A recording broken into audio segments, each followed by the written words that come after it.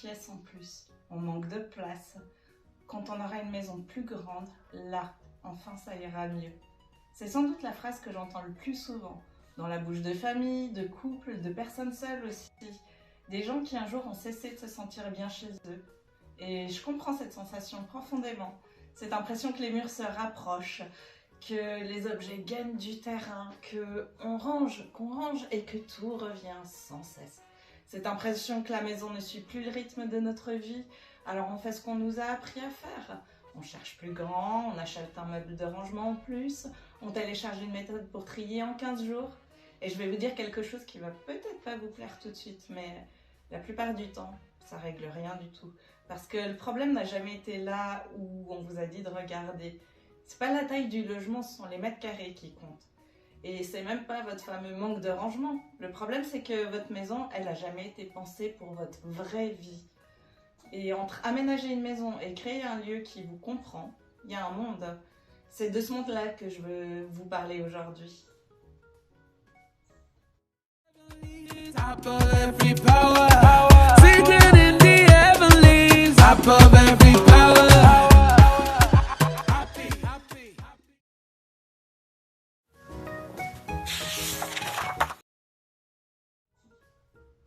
Bonjour, moi c'est Céline Champion. Je suis architecte d'intérieur et designer holistique.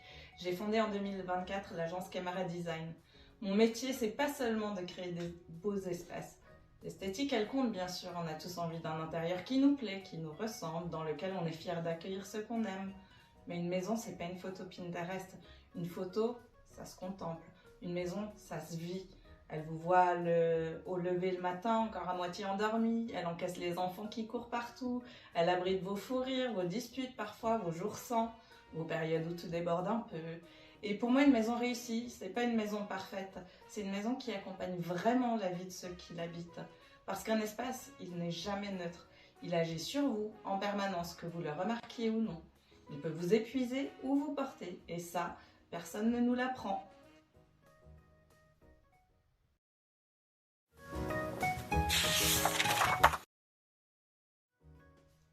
J'ai un rapport un peu particulier avec les maisons, parce que personnellement, j'ai déménagé 27 fois. 27 fois. Autant vous dire que j'ai fait et défait quelques cartons dans ma vie. J'ai habité des petits, des grands, des vieux, des neufs, des beaux, des bancals, enfin toutes sortes d'appartements et de logements. Et pendant longtemps, j'ai cherché la maison idéale, celle où tout serait enfin parfaitement organisé, assez de place, assez de rangement, la bonne disposition, la bonne surface, la bonne énergie.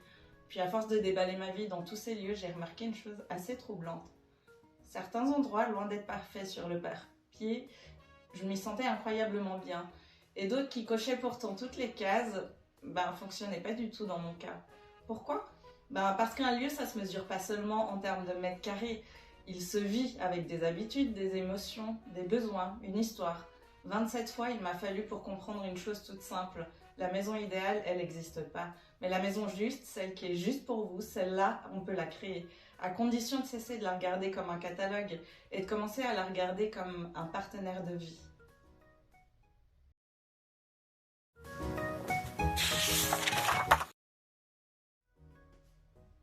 Prenons un exemple, le plus banal qui soit. La table de la salle à manger. Sur un plan d'architecte, c'est simple. On écrit espace repas, une table, 6 chaises. Voilà, point, c'est fait. Mais dans la vraie vie, c'est comment ? Cette table, elle devient un bureau, l'endroit où les enfants font leurs devoirs, là où on pose le courrier et les factures, là où on étale un dossier en cours, là où on plie parfois le linge, là où on dépose juste 2 minutes, un truc qui va rester 3 semaines.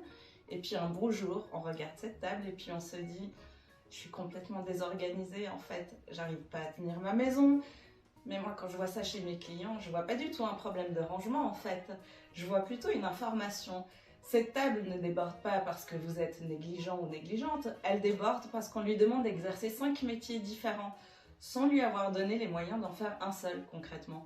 Le problème, c'est pas que la table elle est trop petite, le problème c'est qu'on attend d'elle l'impossible, en silence et tous les jours. Et qu'ensuite, c'est vous qui culpabilisez.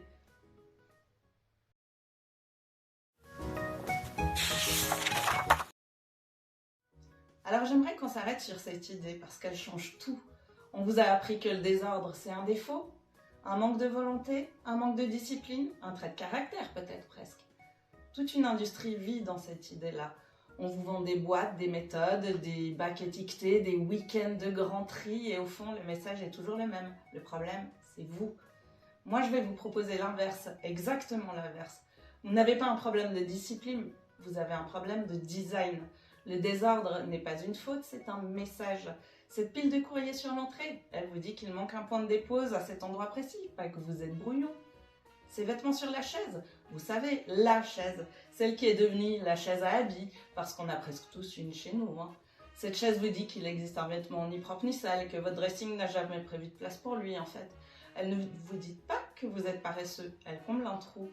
Le désordre, c'est pas le chaos qui s'installe, c'est votre vraie vie qui essaye de se faire une place dans un décor qui ne l'avait pas prévu. Et ça, c'est pas une raison de culpabiliser, c'est un point de départ formidable.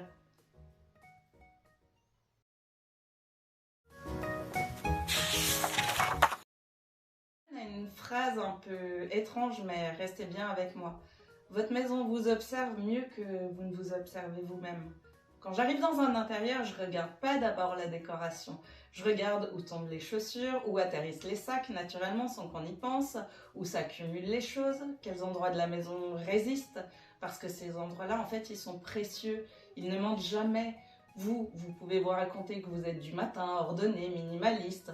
Votre maison, elle garde trace de ce que vous faites réellement. Et aujourd'hui, on a tendance à faire l'inverse de ce qu'il faudrait. On voit une belle image sur un écran, on se dit « je veux ça chez moi ». On essaye de faire entrer notre vie dans une photo, mais on oublie la seule question qui compte. Est-ce que ce lieu correspond à ma façon de vivre, à moi ? Parce qu'une maison intelligente, c'est pas une maison qui vous oblige à devenir quelqu'un d'autre. C'est pas une maison qui demande à une famille de 3 enfants de vivre comme si personne n'habitait là. Une maison intelligente, c'est une maison qui comprend qui vous êtes et qui vous laisse le rester.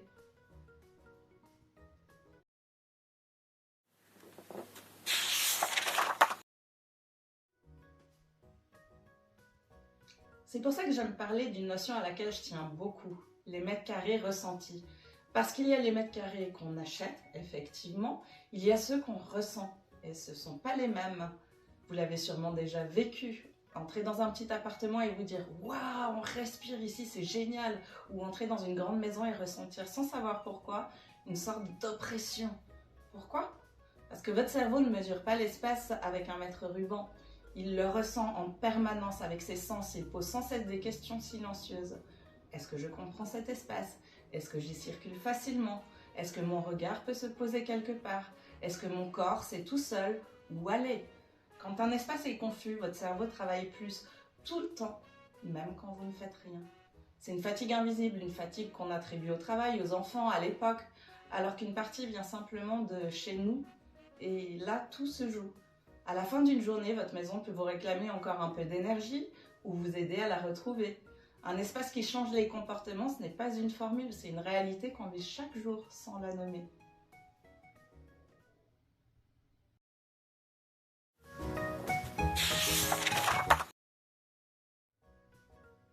Alors j'aimerais vous proposer une petite expérience, pour aujourd'hui uniquement. Choisissez une pièce de chez vous, pas la plus laide, pas celle des magazines, choisissez celle qui vous agace le plus, celle où vous soupirez en entrant, celle où vous vous dites depuis des mois, il faut vraiment que je fasse quelque chose ici. Et au lieu de vous demander comme d'habitude, qu'est-ce que je dois acheter, posez-vous une toute autre question. Qu'est-ce que cet espace essaye de me dire sur moi? Où est-ce que ça bloque? Toujours au même endroit? Quel geste est compliqué chaque jour dans cette pièce-là? Qu'est-ce que je déplace encore et encore sans jamais lui trouver la bonne place? Ne cherchez pas la solution tout de suite. Contentez-vous juste d'observer et d'écouter. Parce que très souvent, la réponse n'est pas dans un meuble neuf. Elle est dans une compréhension neuve. Et ça ne coûte rien, à part un peu d'attention.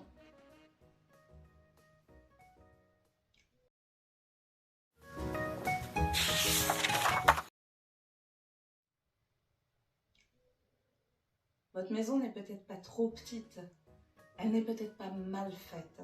Elle attend peut-être simplement qu'on cesse de lui imposer une image idéale et qu'on commence enfin à dialoguer avec elle. Parce qu'au fond, on n'habite jamais seulement un lieu, on construit une relation avec lui. Et quand cette relation, elle fonctionne, la maison cesse d'être un endroit difficile à gérer. Elle devient un endroit qui nous soutient, qui nous apaise, qui nous fait du bien. Et c'est tout ce que je vous souhaite. Et c'est exactement ça, mon métier.